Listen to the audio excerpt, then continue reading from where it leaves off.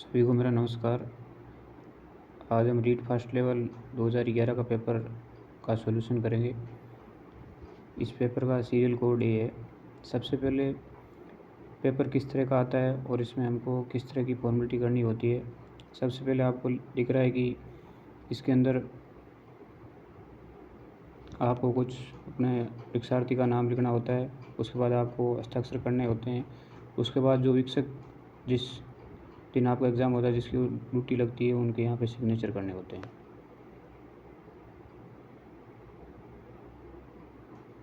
उसके बाद में देखते हैं कि इसमें क्या क्या और जानकारी दी हुई है। इसके अंदर आपको सबसे पहले 30 क्वेश्चन साइकोलॉजी के मिलते हैं। उसके बाद जो आपने प्रथम लैंग्वेज चूज़ की उसके 30 क्वेश्चन मिलते हैं। उसके बाद सेकंड लैंग्वेज आपने जो पढ़ी उसके भी 30 क्वेश्चन मिलते हैं।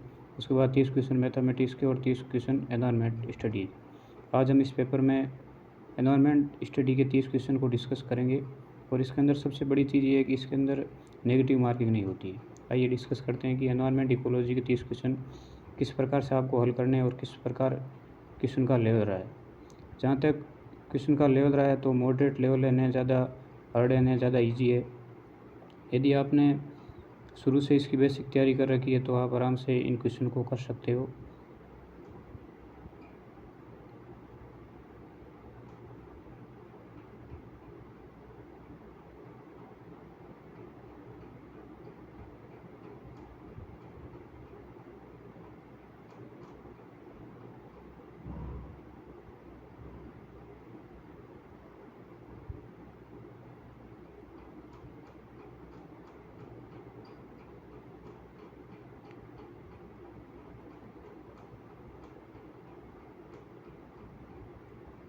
इन क्वेश्चन को हल करने का एक ही तरीका होता है कि सबसे पहले आप क्वेश्चन को ध्यान से पढ़ें कि क्वेश्चन हमसे क्या पूछना जा रहा है। देख, सबसे पहले इसमें पहला क्वेश्चन लिख रखा है कि एकल परिवार से क्या तात्पर्य है। क्वेश्चन आपने सब ने पढ़ लिया कि एकल परिवार से क्या तात्पर्य है। तो ऑप्शन दे रखा है कि वर्ष 1950 के बाद बना परिवार, या परिवार जिसमें माता पिता एवं उसके बच्चे हो, संपूर्ण परिवार जिसमें बच्चे उनके माता पिता एवं दादा दादी हो, यहाँ केवल माता पिता। देखो, ऑप्शन सी में लिखा कि संपूर्ण परिवार जिसमें बच्चे उनके माता पिता एवं दादा दादी हो तो उस परिवार को बोलते हैं संयुक्त परिवार। लेकिन इसने पूछा कि एकल परिवार से क्या तात्पर्य है, तो इस क्वेश्चन के हिसाब से ऑप्शन नंबर बी सही होगा कि एकल परिवार जिस परिवार में माता पिता एवं उनके केवल बच्चे हो तो उस परिवार को क्या बोलते हैं, एकल परिवार बोलते हैं।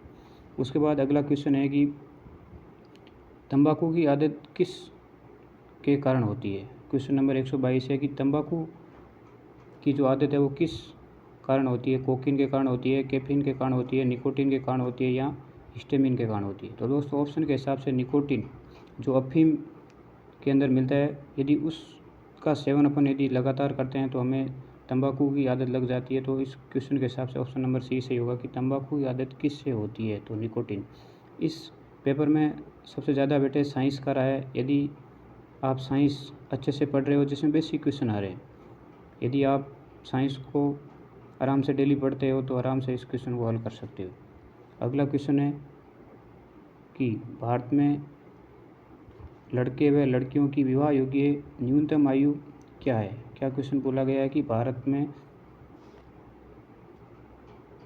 लड़के व लड़कियों की विवाह योग्य न्यूनतम आयु क्या है। ये क्वेश्चन नंबर 123 है जो पर्यावरण अध्ययन का है। इसमें आप सभी लोग क्वेश्चन को ध्यान से पढ़ें कि लड़के व लड़कियों की बोला है, न कि लड़कियों व लड़के। तो इसमें ऑप्शन आप गलत भी कर सकते हो। इससे सबसे पहले लड़के व लड़कियों को पूछा तो ऑप्शन नंबर ए सही होगा, 21 वर्ष व 18 वर्ष। पहले 16 और 18 थी, उसके बाद में इसको चेंज कर दिया 21 और 18 वर्ष। तो आपको ये बताना कि कौन से संविधान संशोधन के तहत इसको 21 व 18 वर्ष किया गया था। तो इस क्वेश्चन का सही ऑप्शन कौन सा हो जाएगा, ए ऑप्शन। भारत में लड़के व लड़कियों की विवाह योग्य न्यूनतम आयु क्या है। उसके बाद अगला क्वेश्चन है क्वेश्चन नंबर 124। क्वेश्चन नंबर 124 बोल रहा है कि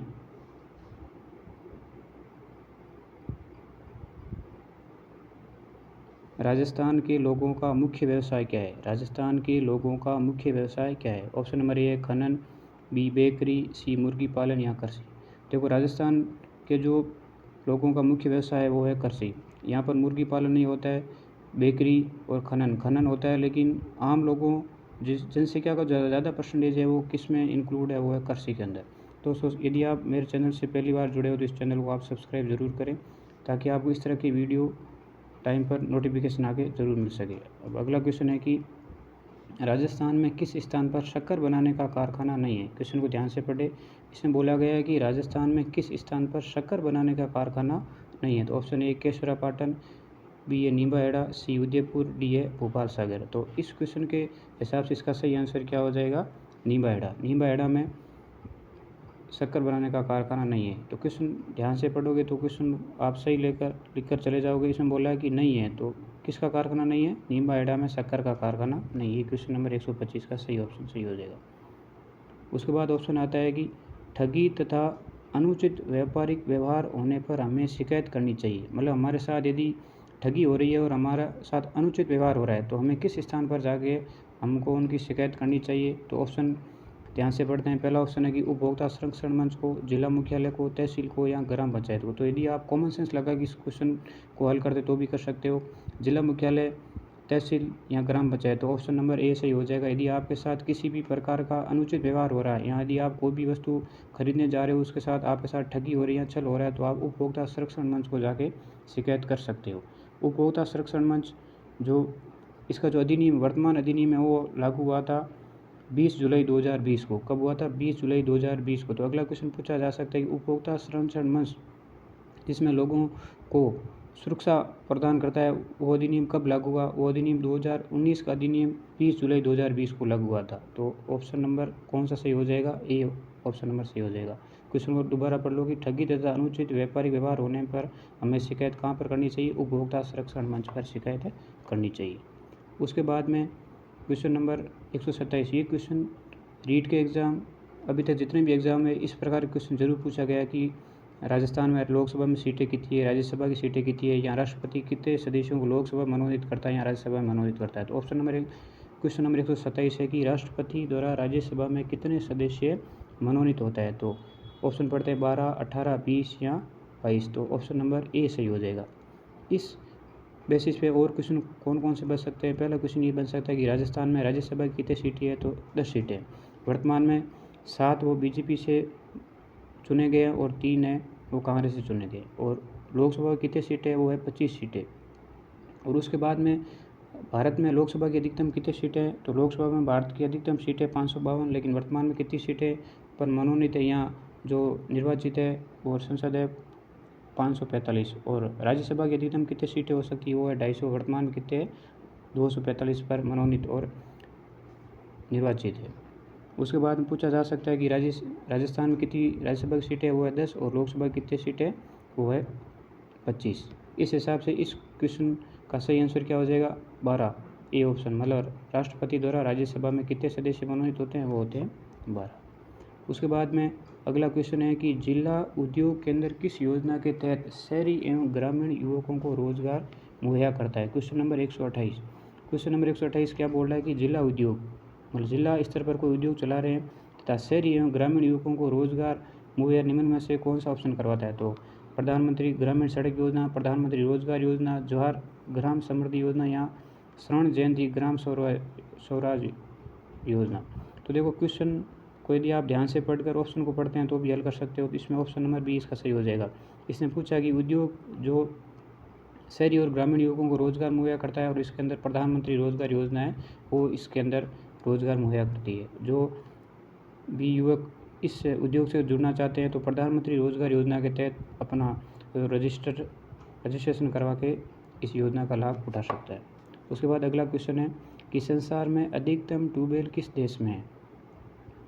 क्वेश्चन क्या है कि संसार में अधिकतम ट्यूबवेल किस देश में। यदि दोस्तों यदि आप ये क्वेश्चन पढ़ रहे हो, यदि आपको नहीं आ रहा है तो हमेशा आपको ध्यान रखना, यदि उस ऑप्शन में भारत और अन्य देश दे रखे, यदि भारत ऑप्शन दे रखा तो आप आँख बंद कर उस भारत पर टिक कर सकते हो।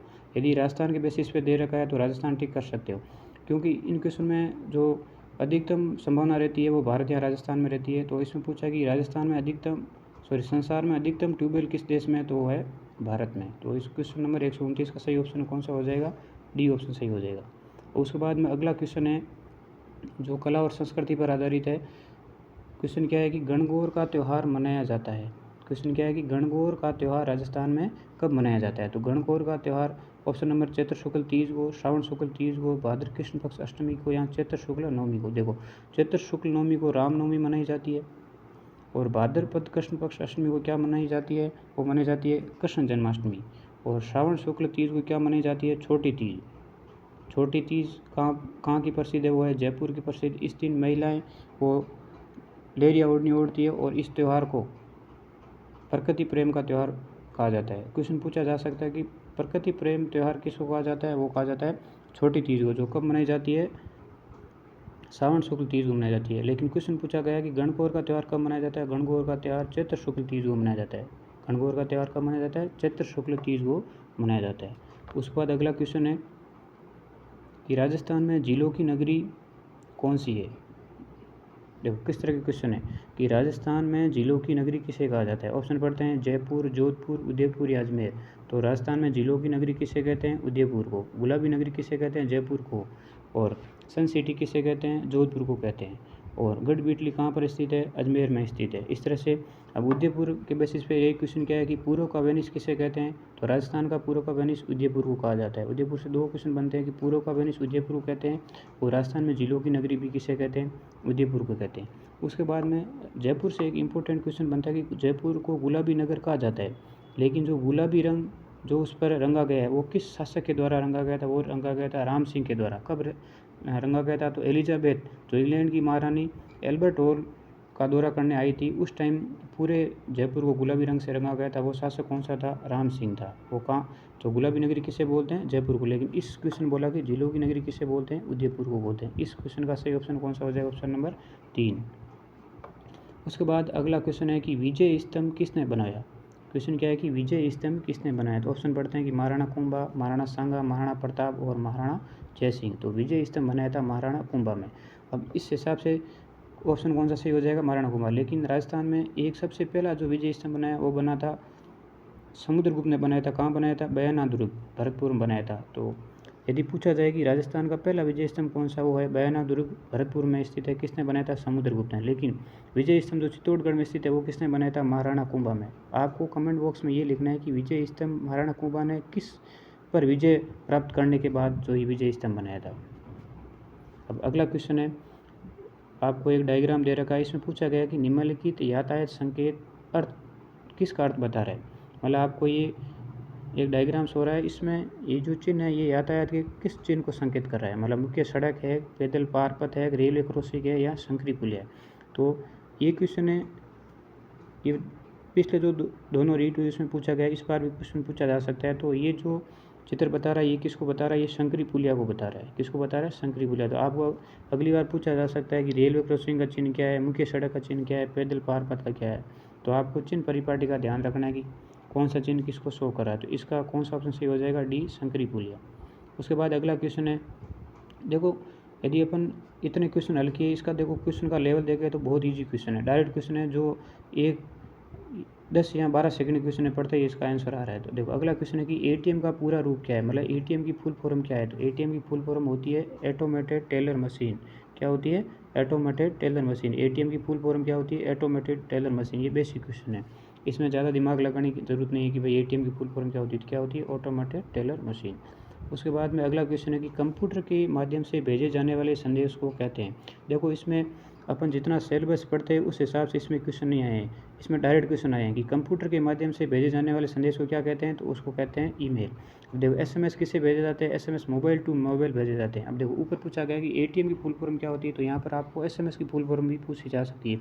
तो एसएमएस की फुल फॉर्म होती है शॉर्ट मैसेज सर्विस, मतलब कोई भी चीज़ उसमें शॉर्ट तरीके से भेजी जाती है उसको बोलते हैं एसएमएस, शॉर्ट टाइम या शॉर्ट मैसेज सर्विस। अब देखो फैक्स होती है, फैक्स वो एक मशीन के द्वारा भेजी जाती है। टेलीग्राम होती है तो एक तार के थ्रू पहले भेजी जाती है। तो इसमें क्वेश्चन पूछा जा गया है कि कंप्यूटर के माध्यम से भेजे जाने वाले संदेश को क्या कहते हैं, ईमेल कहते हैं। तो याद रखोगे सभी लोग, कंप्यूटर के माध्यम से भेजे जाने वाले संदेश को क्या कहते हैं, ईमेल कहते हैं। एसएमएस की फुल फॉर्म क्या होती है, शॉर्ट मैसेज सर्विस। उसके बाद में अगला क्वेश्चन जो साइंस के हिसाब से बहुत इंपॉर्टेंट क्वेश्चन, इसमें पूछा गया है कि डेंगू रोग का वाहक क्या है। देखो एक होता है वाहक और एक होता है रोग जनक। देखो जिससे रोग जनित होता है उसके बाद जो फैलने की प्रोसेस होती है उसको बोलते हैं, एक होता है जनक और एक होता है वाहक। जो फैलने की प्रोसेस होती है उसको क्या बोलते हैं, वाहक। तो इसमें यहाँ पूछा गया है कि डेंगू रोग का वाहक क्या है। तो डेंगू रोग का वाहक क्या है? एडीज मच्छर।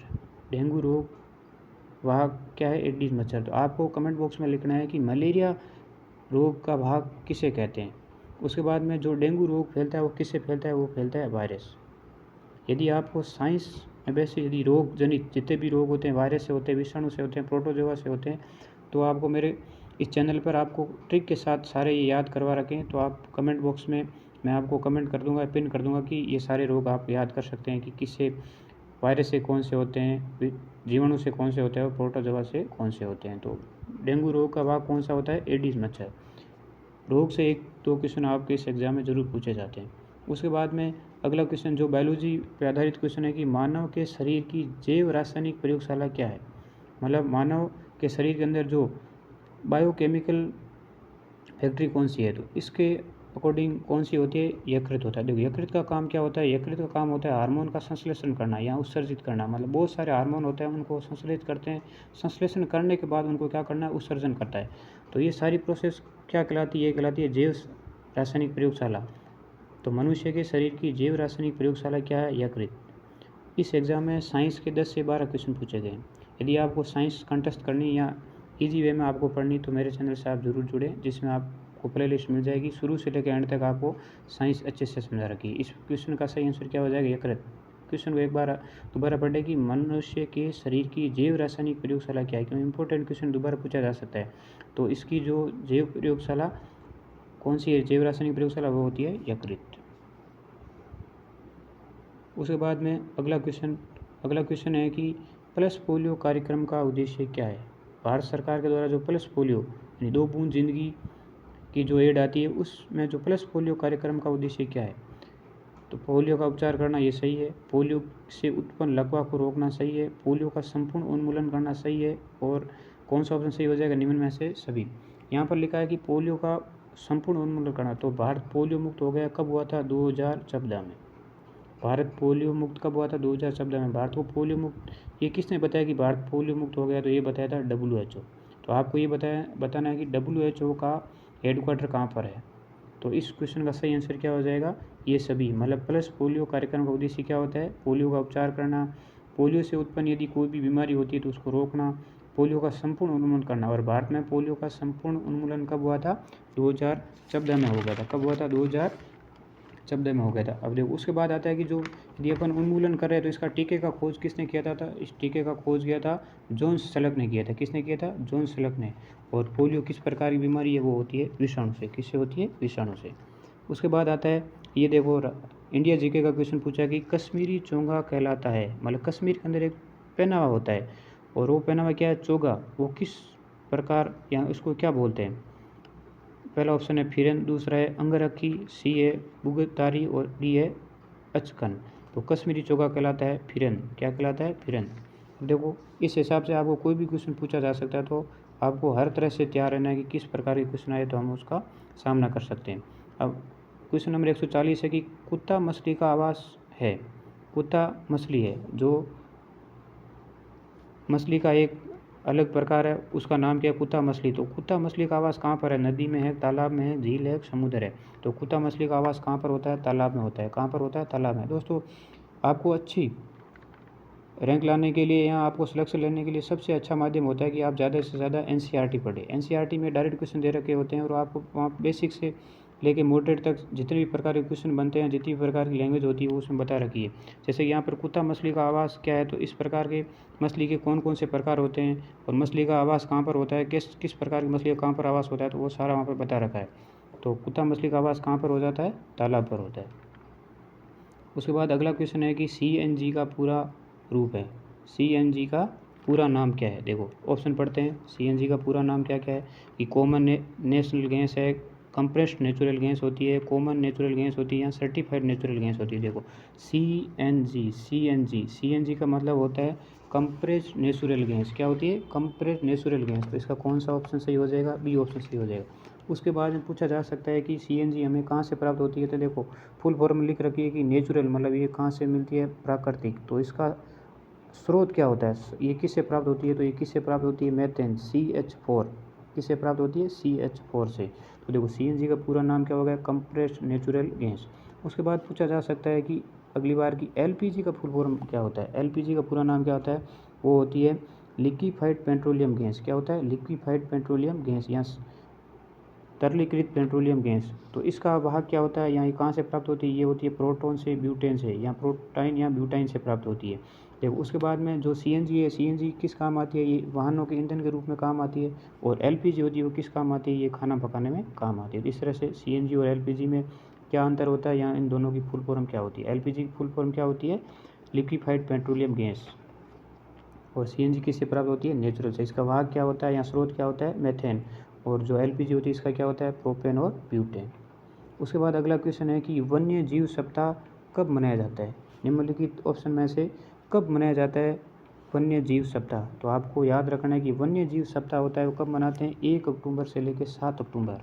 मतलब अक्टूबर महीना जब से शुरू होता है उसके 1 तारीख से लेकर 7 तारीख तक कौन सा सप्ताह मनाया जाता है, वो मनाया जाता है वन्य जीव सप्ताह। यहाँ से 2 क्वेश्चन बनते हैं कि भारत में वन्य जीव अधिनियम कब आया था। भारत में वन्य जीव अधिनियम आया था 1972 में। कब आया था, 1972 में। और वन्य जीव दिवस कब मनाया जाता है, वाइल्ड लाइफ डे कब मनाया जाता है, वो मनाया जाता है 3 मार्च। तो यहाँ से 2 क्वेश्चन इंपॉर्टेंट है कि भारत में वन्य जीव अधिनियम कब आया, 1972। और वन्य जीव अधिनियम दिवस कब मनाते हैं, वो मनाते हैं 3 मार्च को। उसके बाद में अगला क्वेश्चन है जो राजस्थान के राज्य वृक्ष, राज्य पक्षी और राज्य जंतु के बारे में पूछा गया है। यहाँ पर क्वेश्चन पूछा गया है राजस्थान राज्य के राज्य वृक्ष, राज्य पक्षी और राज्य जंतु कौन सा। तो ऑप्शन पढ़ते हैं खेजड़ी, गोडावण, चिंकारा। खेजड़ी, मोर बाघ, बबूल, गोडावण, शेर, आम, मोर, बाघ। देखो क्वेश्चन को एलिमिनेट करने का सबसे अच्छा तरीका है, यहाँ कौन से ऑप्शन अपन काट सकते हैं। देखो राज्य वृक्ष अपन को सब पता है खेजड़ी, तो ये भी कट गया और ये भी कट गया। पीछे बचे 2 ऑप्शन देखो, राज्य वृक्ष खेजड़ी, तो ये भी हो सकता है और ये भी हो सकता है। उसके बाद राज्य पक्षी मोर, राज्य पक्षी नहीं है, राष्ट्रीय पक्षी मोर है, तो इस हिसाब से ये ऑप्शन भी कट गया। और पीछे ऑप्शन कौन सा बचा, ए। तो राज्य वृक्ष क्या हो जाएगा, खेजड़ी, राज्य पक्षी गोडावण, राज्य और पशु कौन सा या राज्य जंतु कौन सा हो गया, चिंकारा। आप देखो यहाँ पर चिंकारा यानी हिरण। और अपना दूसरा राज्य पशु कौन सा, वो है ऊँट।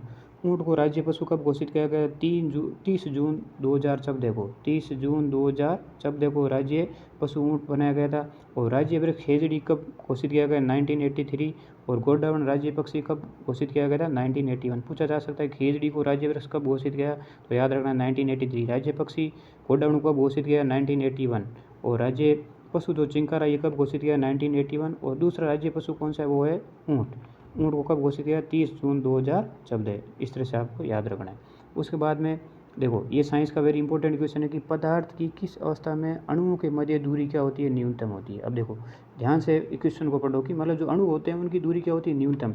तो आपने पदार्थ की 3 अवस्थाएं आपने कॉमनली पढ़ी होगी, कौन कौन सी। एक होती है द्रव, एक होती है ठोस और एक होती है गैस। अब देखो जो अणु भारी होंगे, भारी मतलब क्या होता है, जिन अणु जो उनकी आकृति होती है, आकृति मतलब एकदम उनकी आकृति जकड़ित होती है, तो उनको क्या बोलते हैं, ठोस। ठोस में क्या होते हैं, अणु क्या होते हैं, पास पास होते हैं।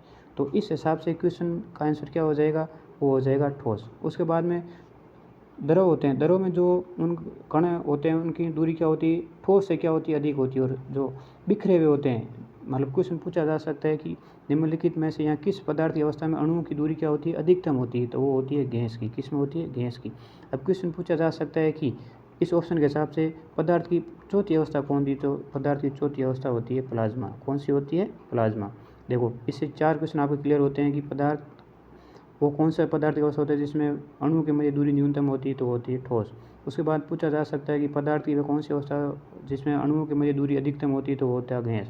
क्वेश्चन पूछा जा सकता है कि पदार्थ की चौथी अवस्था कौन सी, वो होती है प्लाज्मा। इस बार क्वेश्चन पूछा जा सकता है कि पदार्थ की चौथी अवस्था कौन सी, वो कौन सी है, प्लाज्मा। उसके बाद अगला क्वेश्चन है कि राजस्थान या निम्नलिखित में से कौन सा राज्य टाइगर स्टेट के नाम से जाना जाता है। अब देखो टाइगर स्टेट मतलब होता है जहाँ पर शेर या बाघ की संख्या क्या होती है, ज़्यादा होती है। तो ऑप्शन पढ़ते हैं कि राजस्थान, पश्चिम बंगाल, गुजरात या मध्य प्रदेश। अब देखो राजस्थान तो है नहीं, उसके बाद में गुजरात के अंदर कौन सा नेशनल पार्क है, तो गिर उद्यान है। कौन सा है, गिर उद्यान। उसके बाद में जो टाइगर स्टेट के नाम से जाना जाता है वो कौन सा राज्य, वो है मध्य प्रदेश। मध्य प्रदेश को किस अन्य नाम से जाना जाता है, वो होता है टाइगर स्टेट।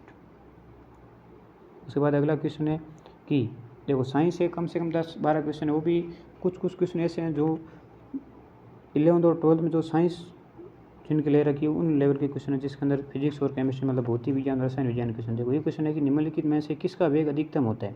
तब आपको सबको पता होना चाहिए कि भाई हवा, ध्वनि, जल धारा या प्रकाश, मतलब हवा का वेग कितना होता है, प्रकाश का वेग कितना होता है। तो इस क्वेश्चन के हिसाब से सबसे अधिक वेग होता है प्रकाश का। प्रकाश का वेग होता है 3 × 10⁸ मीटर प्रति सेकेंड।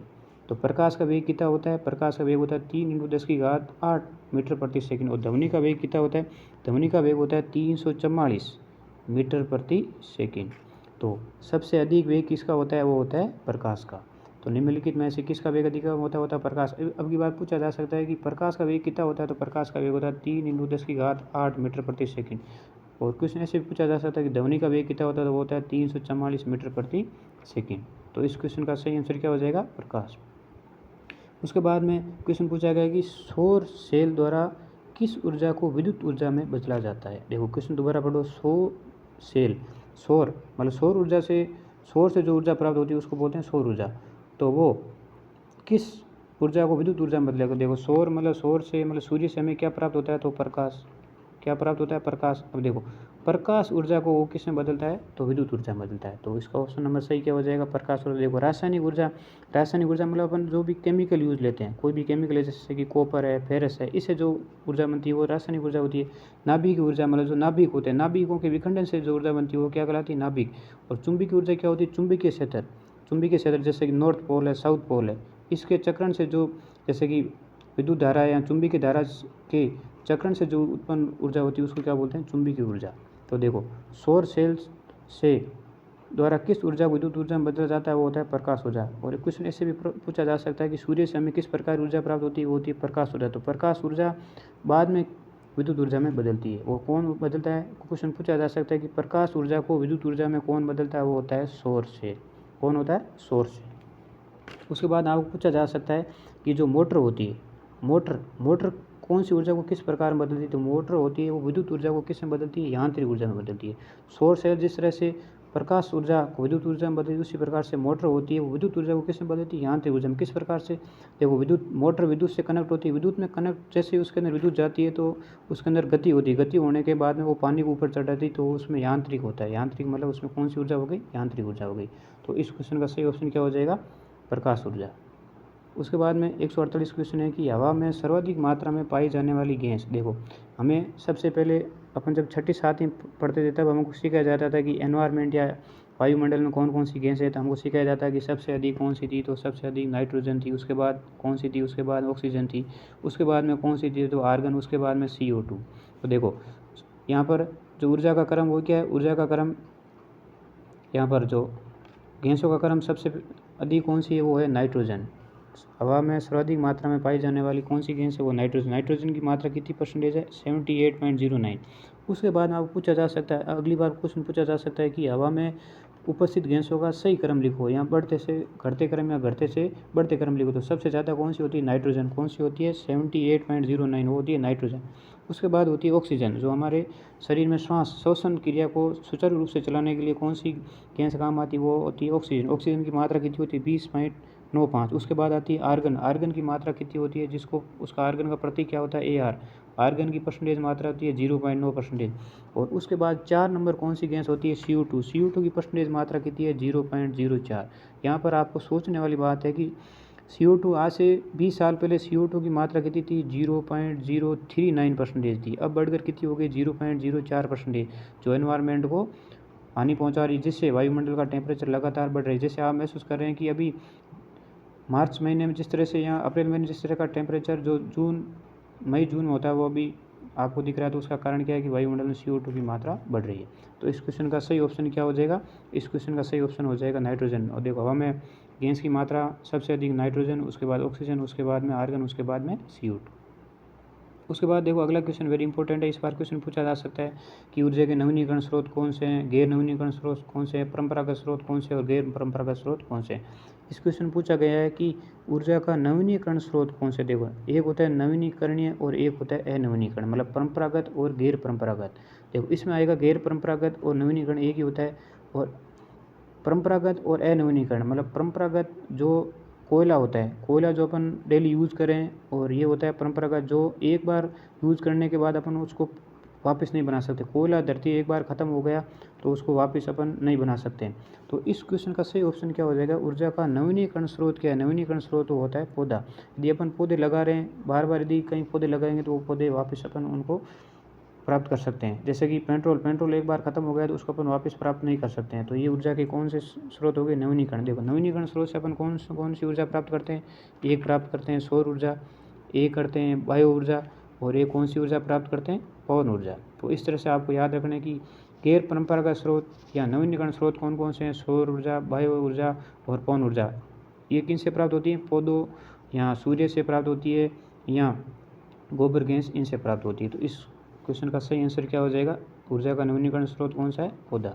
उसके बाद आज का अंतिम क्वेश्चन है कि ओजोन परत कहाँ मिलती है। ओजोन परत जो हमें सूर्य से पराबैंगनी किरणें आती है उनसे बचाती है, वो कौन सी होती है, ओजोन परत। अब देखो इसमें क्वेश्चन पूछा गया है कि ओजोन परत कहाँ मिलती है। ऑप्शन पढ़ते हैं, थर्मोस्फीयर में, स्ट्रेटोस्फीयर में, ट्रोपोस्फीयर में या मीजोस्फीयर में। तो हमेशा जो ओजोन परत होती है वो कहाँ मिलती है, स्ट्रेटोस्फीयर में मिलती है। कहाँ मिलती है, स्ट्रेटोस्फीयर में। देखो ओजोन परत के ऊपर जो परत होती है वो कौन सी होती है, स्ट्रेटोस्फीयर, और वहाँ पर कौन सी परत पाई जाती है, ओजोन परत पाई जाती है। ओजोन परत का क्या काम होता है, जो सूर्य से हानिकारक किरणें आती है, यूवी रे आती है, उनको हमारे पृथ्वी पर आने से क्या करती है, रोकती है। और ओजोन की चौड़ाई मापने की या मोटाई मापने की इकाई क्या होती है, वो होती है डोप्सन। क्या होती है, डोप्सन। इस बार क्वेश्चन पूछा जा सकता है कि ओजोन की मोटाई मापने के लिए इकाई कौन सी होती है, वो होती है डोप्सन। इस तरह से आज हमने पर्यावरण अध्ययन के 30 क्वेश्चन किए हैं जो रीट 2000 या आरटेट 2011 में पूछे गए। तो देखो आपने अभी तक क्वेश्चन हल किए तो आपको पता लगेगा कि भाई क्वेश्चन किस का लेवल किस प्रकार से। देखो दोस्तों पढ़ते सभी है, लेकिन अपन पढ़ने के बाद अपन खुद का एनालिसिस कैसे कर सकते हैं, तो वो कैसे कर सकते हैं, पुराने जो एग्ज़ाम में क्वेश्चन आए हैं उनको आप ज़्यादा से ज़्यादा लगाएं, ताकि आपको पता लग सके कि भाई क्वेश्चन का लेवल क्या है, हमें कौन से टॉपिक पढ़ने चाहिए जिससे हमें ज़्यादा से ज़्यादा हम अंक अर्जित करें और सफलता को प्राप्त कर सकें। इस तरह से ये आज का हमारा वीडियो समाप्त होता है। यदि आपको वीडियो अच्छा लगे तो हमारा चैनल सब्सक्राइब जरूर करें, अपने दोस्तों के साथ शेयर करें। बहुत बहुत धन्यवाद। जय हिंद।